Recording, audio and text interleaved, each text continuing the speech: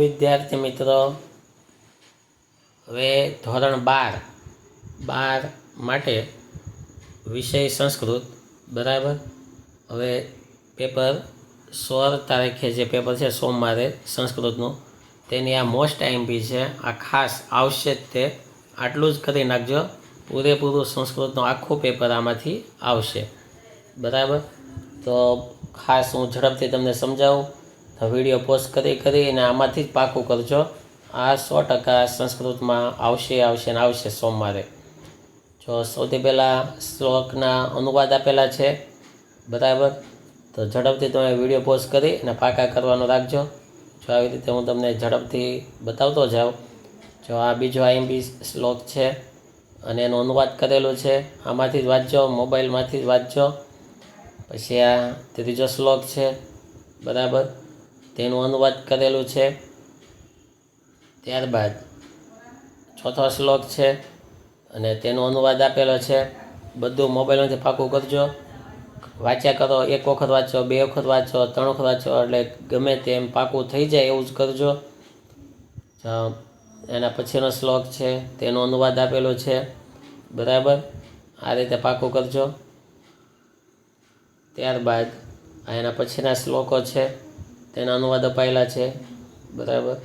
પછી જો આ શ્લોક છે, તેમના અનુવાદ અપાયેલા છે. આ બંને અનુવાદ પણ પાકા કરવા ખાસ. તો એ ખાસ તૈયારી કરવી પાકા કરીને અનુવાદની. પછી આ શ્લોક આ પણ અગત્યનો છે, તેને પાકો કરવો. વાર્તા ચ કૌતુકવતી વિમલા ચ વિદ્યા લોકોત્તરમ પરિમલસ્ય કુર્ગનાભે તૈલસ્ય બિંદુરિવ વારિણી દુર્નિવારમ એતત ત્રયમ પ્રસરતિ સ્વયમેવ ભૂમો. એટલે કે કુતૂહલ જગાડે તેવા સમાચાર, પવિત્ર વિદ્યા તથા હરણની નાભીમાં રહેલી અસામાન્ય સુગંધ રોકવા અત્યંત મુશ્કેલ છે. આ ત્રણેય ઝરમાં પડેલા તેલના ટીપાની માફક ધરતી પર સ્વયં ફેલાય છે. આ બહુ ઇઝી હોય છે, પાકું કરજો. આ શ્લોક, તેનો અનુવાદ, આ શ્લોક, તેમનો અનુવાદ. પછી જો આ શ્લોક, તેનો અનુવાદ. પછી આ શ્લોક, તેનો અનુવાદ. આ અગત્યનો શ્લોક, તેમનો અનુવાદ. પછી અગત્યના સવાલ જવાબ, સંસ્કૃતના સવાલ, સંસ્કૃતના જવાબ. જનઃ કેન વિમોહિતઃ, એનો ઉત્તર છે જનઃ અતિ પ્રામાથિન્યા જીહ્વયા રસેન વિમોહિતઃ ભવતિ. આ રીતે બધા સંસ્કૃતના સવાલ જવાબ પાકા કરજો. આ જ આવશે, આમાંથી 12નો કંઈ નહીં આવે. પછી જો આ 2 સવાલ જવાબ એ પાકા કરવા. પછી આ સવાલ જવાબ પાકા કરવા. પછી આટલા સવાલો આ પાકા કરવા. વિડીયો પોઝ કરી અને મોબાઈલમાંથી જ પાકું કરજો. આ સવાલ જવાબ, સંસ્કૃતના સવાલ, સંસ્કૃતમાં જવાબ પાકા કરવા. પ્રતિયાચક કી ન ભવતી, ઉત્તર. પ્રતિયાચક સુરતરુ ન ભવતી. કસ્ય સમીપે બહૂની શીર્ષાણી સંતિ, તેનો ઉત્તર. નાગસ્ય સમીપે બહૂની શીર્ષાણી સંતિ. પછી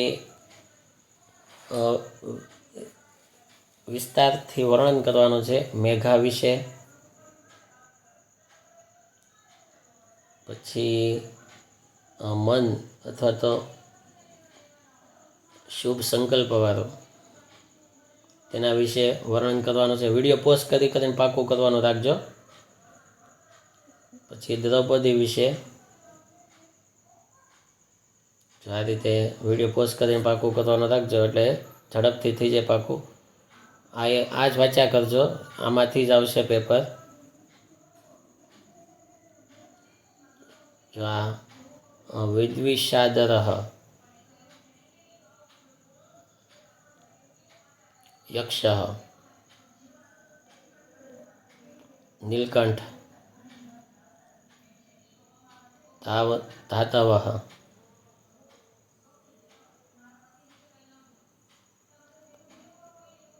વ્યાધયઃ. પછી આ MCQ આવશે, આ જ આવશે, પાકા કરજો. જો બધાનો જવાબ છે ચોથામાં A, પાંચમામાં C, છઠ્ઠામાં B, આ જ આવશે. ખાસ પાકા કરજો. આટલા MCQ બરાબર અગત્યના છે. MCQ આ જ આવશે. જો પછી આ MCQ ખાસ પાકા કરી લેજો, આમાંથી જ આવશે. ત્યારબાદ હવે પાઠના ભાષાંતરો. તો આ પહેલું અગત્યનું ભાષાંતર, પછી આ બીજું અગત્યનું ભાષાંતર,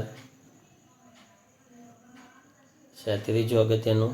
પછી હવે ડાયલોગ આપેલો છે કઈ ભરતનો, સુમંત ભરત.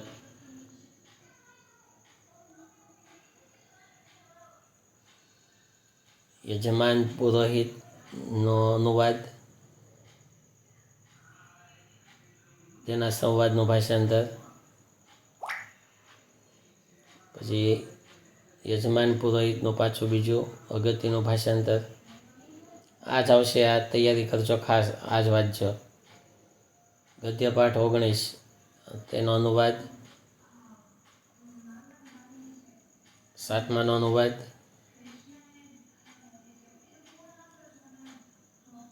પછી આ ભાષાંતર અનુવાદ.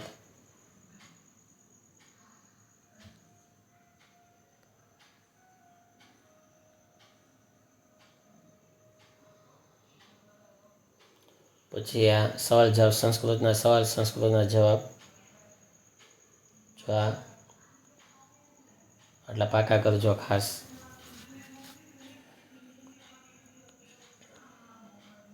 સભાયા કીદૃશા પુરુષા વિરાજન્તે.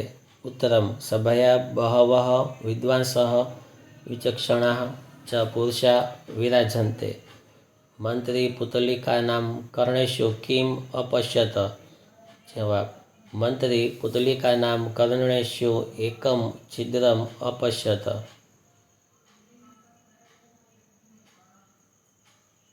આ પાકા કરજો, આ જ આવશે. પછી વિવરણાત્મક નોંધ, સુમંત. પછી સપ્તપદી, પ્રદક્ષિણા,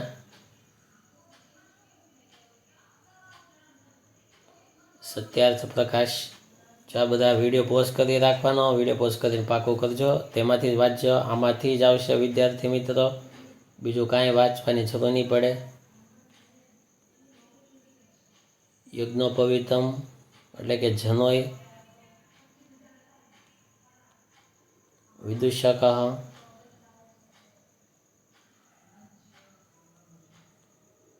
પછી આ ખાલી જગ્યા કરજો, આ જ આવશે.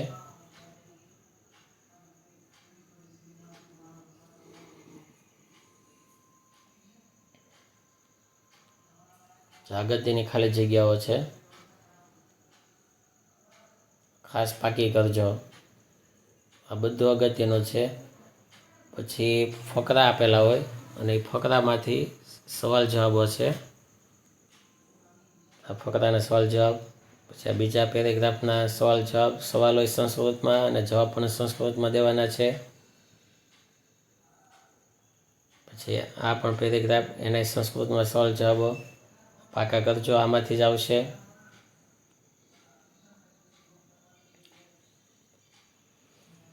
પછી આ પરિચય, પછી દ્રૌપદીની મનોવ્યથા, તેના વિશે વિવરણ નોંધ લખવાની. પછી યુધિષ્ઠિર સંવાદની પૃષ્ઠભૂમિ,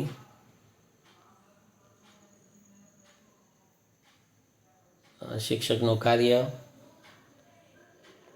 આહાર અને વ્યાયામ વાંચજો, આ જ આવશે.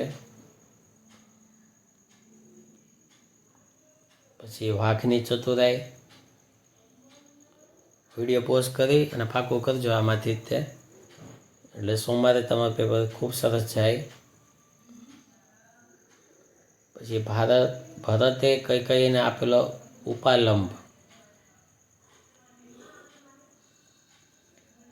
પછી દશરથને પ્રાપ્ત થયેલો શાપ, પછી મહર્ષિ દયાનંદનો ઉપદેશ,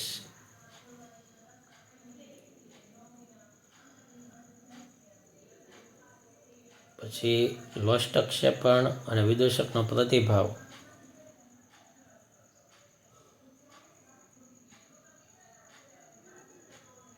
પછી સુવિચારો આપેલા હોય તેનો અનુવાદ અને એનું સ્પષ્ટીકરણ,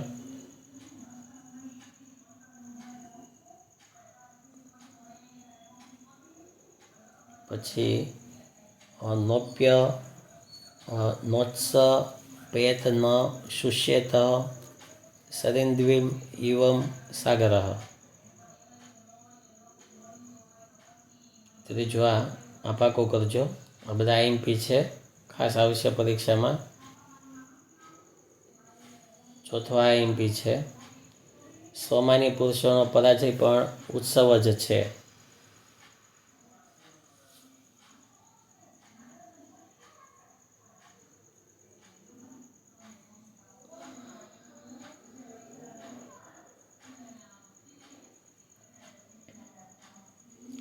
પછી વૈદ્યનું શું પ્રયોજન રહે છે?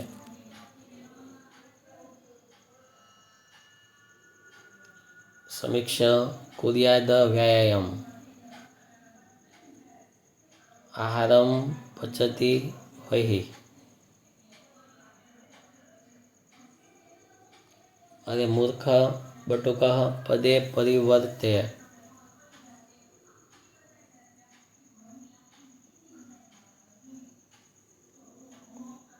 પછી આ ગુજરાતીમાં સવાલ અને ગુજરાતીમાં જવાબ. ક્ષમાને સુખનું સાધન માનનાર યુધિષ્ઠિરને દ્રૌપદી શું કહે છે? શઠ લોકો ભોળા લોકોને કઈ રીતે હણી નાખે છે?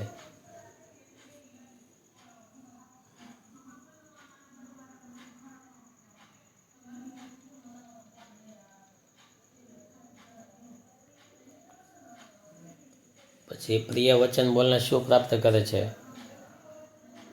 આ બધા સવાલ પાકા કરજો. પછી આ એમપી સવાલો છે. વૈદ્યની જરૂર ક્યારે રહેતી નથી? તો ભોજન પછી છાશ પીવી જોઈએ, રાત્રે દૂધ પીવું જોઈએ અને સવારે પાણી પીવું જોઈએ. જ્યારે આ 3 નિયમોનું પાલન થાય છે ત્યારે માણસને વૈદ્યની જરૂર રહેતી નથી.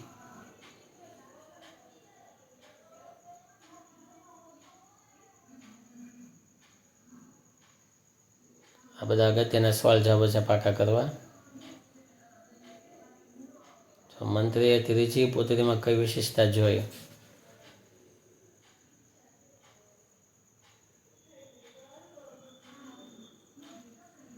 પછી આ શ્લોકનું ગુજરાતી એટલે કે વિચાર વિસ્તાર જેવું. બીજા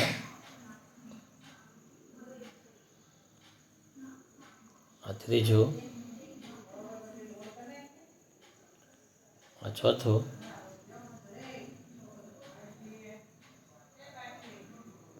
પાંચમું. અગત્યના અમુક જોડકા, જો આ જોડકા અગત્યના છે, પાકા કરવા પરીક્ષામાં આવશે જ તે ખાસ. બીજા જોડકા અગત્યના છે. તો આ રીતે સંસ્કૃતનું આખું પેપરની આઈએમપી આપેલી છે. આટલું વાંચજો, આની તૈયારી કરજો. આ સોમવારે પેપરમાં ખાસ આવશે. ધોરણ 12 આર્ટ્સ વિષય સંસ્કૃત, તેમાં આવશે જ તે ખાસ. Thank you.